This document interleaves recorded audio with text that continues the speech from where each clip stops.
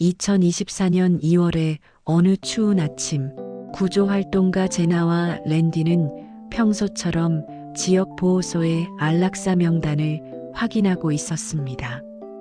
이것은 그들에게 매일 반복되는 하지만 결코 쉽지 않은 일과였죠.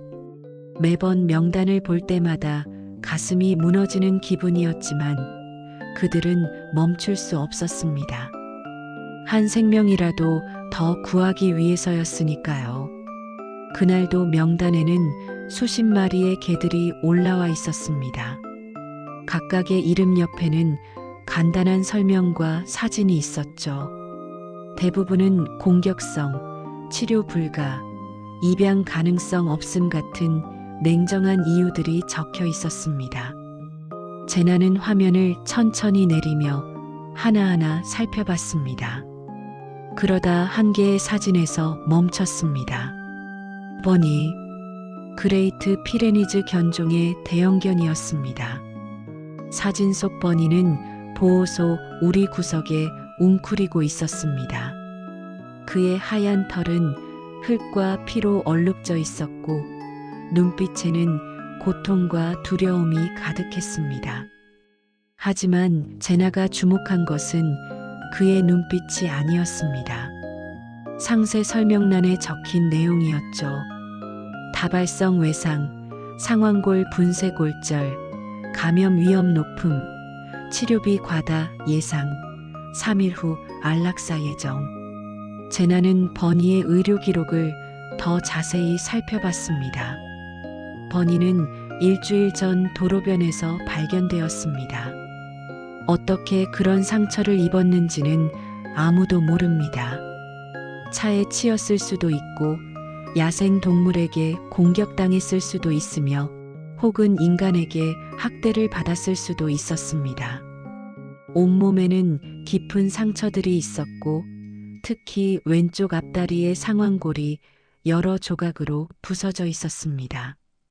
뼈 조각들이 근육과 피부를 뚫고 나온 개방성 골절이었죠. 보호소의 수의사는 치료를 시도했지만 자원이 부족했습니다. 버니에게 필요한 것은 전문적인 정형외과 수술이었고 그것은 수천 달러의 비용이 들 뿐만 아니라 몇 달간의 집중적인 재활이 필요했습니다. 공립보호소로서는 감당할 수 없는 부담이었죠. 게다가 버니는 이미 성견이었고 대형견이며 심각한 부상을 입었다는 점에서 입양 가능성도 극히 낮았습니다. 그래서 보호소는 가장 인도적이라고 생각하는 결정을 내렸습니다. 버니를 안락사시키는 것이었죠. 더 이상의 고통을 겪지 않도록 평화롭게 보내주는 것이 최선이라고 판단한 것입니다. 72시간 후 버니는 이 세상에서 사라질 예정이었습니다. 하지만 제나와 랜디는 그렇게 둘 수 없었습니다. 우리는 버니의 이야기가 그렇게 끝나도록 내버려 둘 수 없었어요. 제나가 랜디를 돌아보며 말했습니다. 랜디도 같은 생각이었습니다. 그들이 운영하는 독스쿼드는 바로 이런 순간을 위해 존재했습니다. 다른 사람들이 포기한 개들, 희망이 없어 보이는 개들, 시간이 얼마 남지 않은 개들을 구조하는 것이 그들의 사명이었으니까요. 제나는 즉시 보호소에 연락을 걸었습니다. 버니를 우리가 데려가겠습니다. 보호소 직원은 놀랐습니다. 버니의 상태를 알고 있느냐고 치료비가 얼마나 들지 않으냐고 물었죠. 제나는 모든 것을 이해하고 있다고 그래도 버니를 구조하겠다고 단호하게 말했습니다. 그날 오후 제나와 랜디는 보호소로 달려갔습니다. 서류를 작성하고 의료 기록을 받고 마침내 버니를 만났습니다. 직접 본 버니의 상태는 사진보다 훨씬 더 심각했습니다. 그는 통증으로 떨고 있었고 부러진 다리를 들어 올린 채 세 다리로만 서 있었습니다. 하지만 제나가 조심스럽게 손을 내밀자 버니는 천천히 그녀의 손을 냄새 맡았습니다. 그리고 놀랍게도 꼬리를 살짝 흔들었습니다. 그 순간 제나는 눈물이 났습니다. 이게는 그토록 많은 고통을 겪었음에도 여전히 인간을 신뢰할 수 있었습니다. 여전히 사랑을 줄 수 있었습니다. 괜찮아, 버니. 이제 안전해. 우리가 너를 지켜줄게. 제나가 속삭였습니다. 그들은 버니를 조심스럽게 차에 태웠습니다. 모든 움직임이 버니에게 고통을 줄 수 있었기에 최대한 부드럽게 다뤘죠. 그리고 곧장 전문 동물병원으로 향했습니다. 이미 정형외과 전문의와 약속을 잡아둔 상태였습니다. 병원에서의 검사 결과는 예상대로 심각했습니다. 상완골이 3군데나 부러져 있었고 주변 근육과 신경도 손상되어 있었습니다. 하지만 수의사는 희망적인 소식도 전했습니다. 수술로 뼈를 고정하면 회복 가능성이 있습니다. 금속 플레이트와 나사로 골절 부위를 고정하고 몇 달간 물리치료를 받으면 버니가 다시 내 다리로 걸을 수 있을 거예요. 수술은 다음 날로 예정되었습니다. 그날 밤 제나와 랜디는 병원에 입원한 버니 곁에 머물렀습니다. 버니는 진통제 덕분에 처음으로 편안하게 쉬고 있었습니다. 우리가 제 시간에 도착했어. 랜디가 조용히 말했습니다. 하루만 늦었어도 버니는 이 세상에 없었을 거야. 수술은 4시간 넘게 걸렸습니다. 외과의는 버니의 뼈를 세심하게 맞추고 티타늄 플레이트로 고정했습니다. 수술은 성공적이었습니다. 이제 남은 것은 버니의 회복력 뿐이었죠. 다음 몇 주 동안 버니는 놀라운 의지를 보여줬습니다. 수술 다음 날부터 새 다리로 걸어 다니기 시작했고 일주일 후에는 꼬리를 흔들며 사람들을 반겼습니다.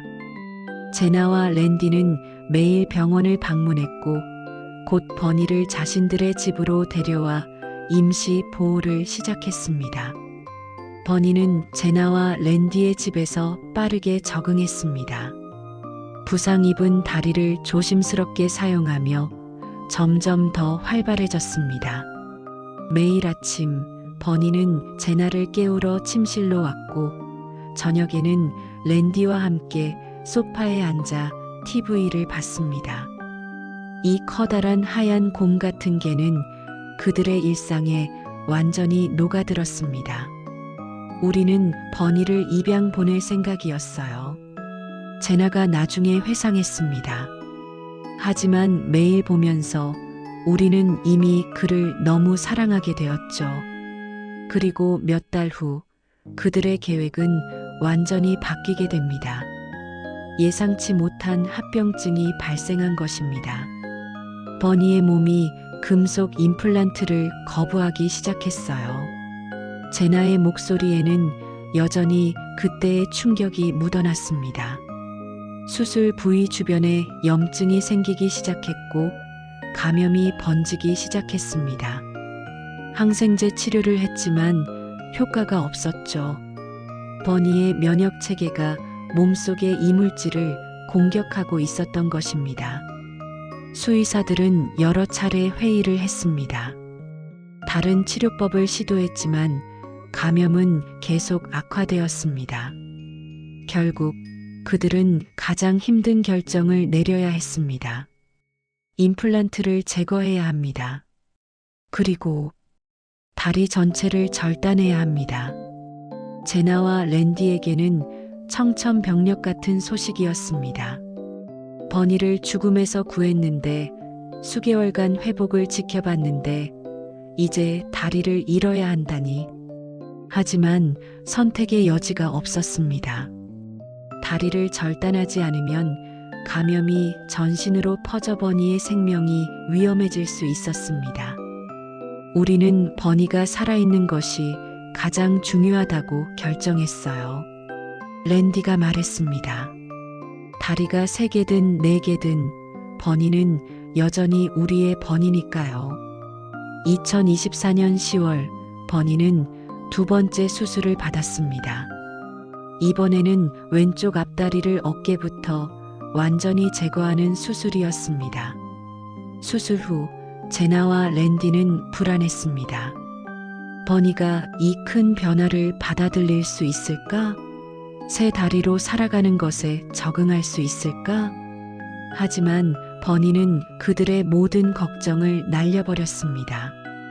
마취에서 깨어난 버니는 처음에는 비틀거렸지만 곧 균형을 잡았습니다. 그리고 제나를 보자마자 꼬리를 흔들기 시작했습니다. 마치 괜찮아요. 나 여전히 행복해요라고 말하는 것 같았죠. 회복 과정은 놀라울 정도로 빨랐습니다. 일주일 만에 버니는 새 다리로 뛰어다녔고 한 달 후에는 완전히 새로운 삶에 적응했습니다. 그는 계단을 오르고 공을 쫓고 다른 개들과 놀았습니다. 내 다리였을 때와 똑같이 행복해 보였죠. 그 모습을 보며 제나와 랜디는 최종 결정을 내렸습니다. 버니, 넌 더 이상 임시 보호 대상이 아니야. 넌 우리 가족이야. 2024년 10월 그들은 공식적으로 버니를 입양했습니다. 안락사 명단에서 시작된 버니의 여정은 이렇게 사랑하는 가족을 찾으며 해피엔딩을 맞이했습니다. 아니, 적어도 그렇게 보였습니다. 하지만 운명은 아직 끝나지 않았습니다. 정확히 1년 후 또 다른 기적이 시작되려 하고 있었습니다. 2025년 10월 버니의 다리 절단 수술로부터 정확히 1년이 지난 날이었습니다. 가을에 선선한 바람이 부는 아침, 제나는 커피를 마시며 노트북을 켰습니다. 이것은 그녀의 일상이었죠. 매일 아침 같은 지역 보호소의 안락사 명단을 확인하는 것. 버니를 구조한 이후로 그들의 활동은 더욱 활발해졌습니다. 버니의 이야기가 알려지면서 많은 사람들이 독스커드를 후원하기 시작했고 덕분에 더 많은 개들을 구조할 수 있게 되었습니다. 제나는 보호소 웹사이트에 접속했습니다. 그리고 안락사 명단 페이지를 열었죠. 화면에는 이번 주에 안락사 예정인 개들의 목록이 나타났습니다. 제나는 천천히 스크롤을 내리기 시작했습니다. 비글, 핏불 믹스, 점원 셰퍼드. 각각의 얼굴을 보며 가슴이 아팠지만 그들은 모든 개를 구할 수는 없었습니다. 자원과 공간, 시간의 한계가 있었으니까요. 그러다 제나의 손가락이 멈췄습니다. 화면에는 아티커스라는 이름의 개 사진이 있었습니다. 그레이트 피레니즈, 하얀 털, 큰 체구, 온순해 보이는 표정. 제나는 숨이 멎는 것 같았습니다. 이건 버니야? 그녀는 무의식적으로 중얼거렸습니다. 아티커스는 버니와 놀라울 정도로 닮아 있었습니다. 똑같은 견종인 것은 당연하지만 그 이상이었습니다. 얼굴 형태, 눈빛, 심지어 털의 질감까지 거의 구별이 불가능할 정도로 비슷했죠. 마치 버니의 형제처럼 보였습니다. 제나는 아티커스의 상세 정보를 클릭했습니다. 그리고 읽기 시작한 순간 소름이 돋았습니다. 수컷, 약 4세, 그레이트 피레니즈, 왼쪽 앞발 결손, 심각한 골수염뼈 감염, 치료 불가 판정, 5일 후 안락사 예정. 왼쪽 앞다리, 버니와 똑같은 다리였습니다. 제나는 즉시 랜디를 불렀습니다. 당장 이것 좀 봐. 랜디가 화면을 보더니 눈이 커졌습니다. 이게 어떻게 가능하지? 두 사람은 서로를 바라봤습니다. 이것은 단순한 우연일까요? 아니면 뭔가 더 큰 의미가 있는 걸까요? 제나는 보호소에 즉시 전화를 걸었습니다. 아티커스에 대해 더 알고 싶었습니다. 보호소 직원은 아티커스의 이야기를 들려줬습니다. 아티커스는 3주 전 한 공터에서 발견되었습니다. 동물 구조 신고를 받고 출동한 직원들은 버려진 건물 뒤편에서 그를 찾았죠. 아티커스는 왼쪽 앞발이 없는 상태였는데 오래전에 잃어버린 것으로 보였습니다. 아마도 덫에 걸렸거나 사고를 당했거나 혹은 심각한 부상 후 괴사되어 자연적으로 떨어져 나갔을 가능성이 높았습니다. 더 심각한 것은 남아있는 다리 부분이었습니다. 팔꿈치 위쪽에서 시작된 감염이 뼈까지 침투해 있었습니다. 골수염이었죠. 이것은 매우 심각한 질환으로 치료하지 않으면 전신 감염으로 이어져 사망에 이를 수 있습니다.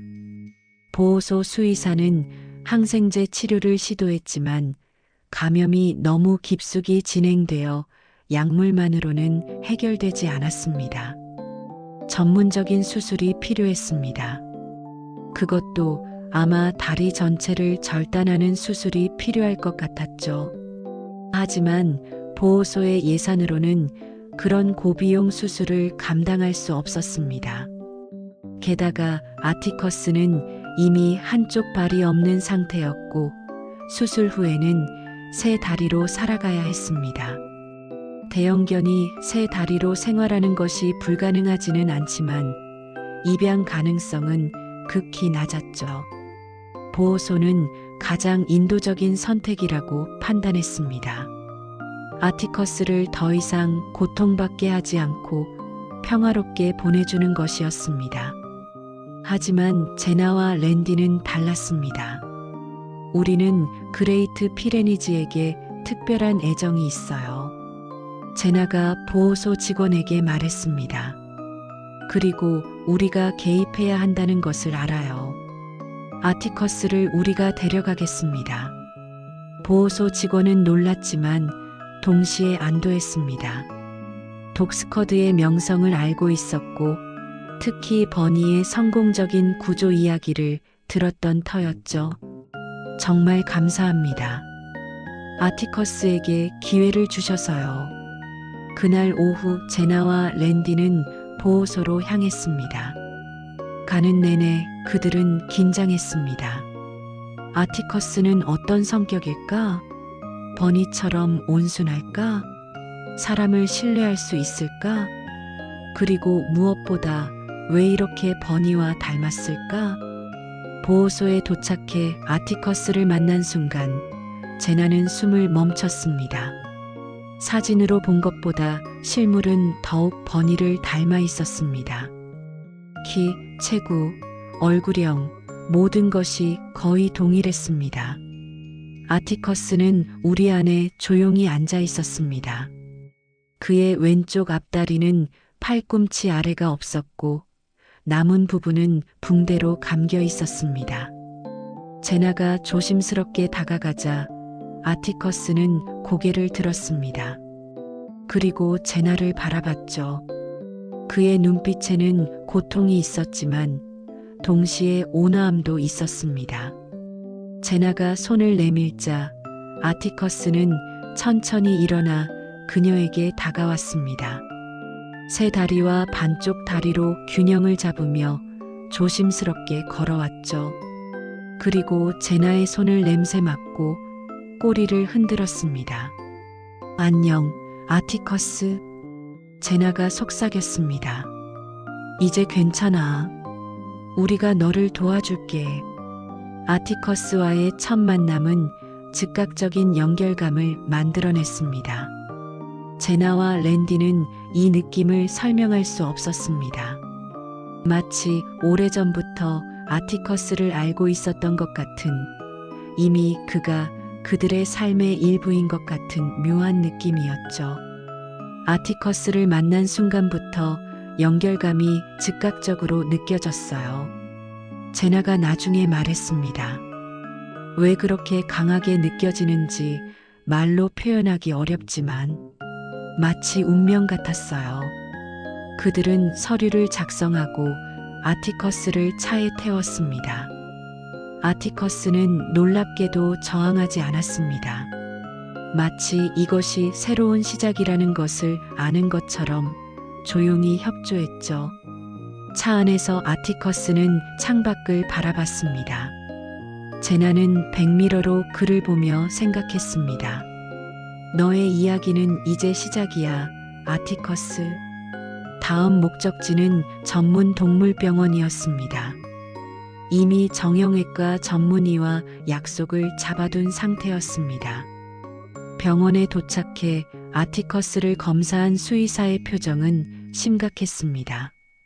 골수염이 매우 깊숙이 진행되어 있습니다. 수의사가 X-레이 사진을 가리키며 설명했습니다. 뼈 자체가 감염되어 썩어가고 있어요. 이 상태로는 항생제만으로 치료가 불가능합니다. 제나와 랜디는 이미 예상했던 말을 들었습니다. 다리를 절단해야 합니다. 그것도 어깨부터 완전히 제거해야 합니다. 그 순간 제나는 소름이 돋았습니다. 어깨부터 완전히 제거. 버니와 똑같은 수술이었습니다. 아니, 똑같은 다리에 똑같은 수술이었죠. 감염의 심각성 때문에 왼쪽 앞다리 전체를 절단해야 해요. 제나가 수의사의 말을 반복했습니다. 그것도 버니와 똑같은 다리를요. 랜디는 제나를 바라봤습니다. 두 사람의 눈빛이 마주쳤습니다. 그들은 말없이도 서로의 생각을 알 수 있었습니다. 이것은 우연이 아니다. 절대로 우연일 수 없다. 수술을 진행해 주세요. 제나가 단호하게 말했습니다. 아티커스를 구해 주세요. 수술은 다음 날로 예정되었습니다. 그날 밤 제나와 랜디는 집에 돌아가 버니에게 말했습니다. 버니, 곧 특별한 친구를 만나게 될 거야. 너랑 아주 비슷한 친구지. 버니는 꼬리를 흔들며 그들을 바라봤습니다. 마치 무슨 일이 일어날지 이미 알고 있는 것처럼요.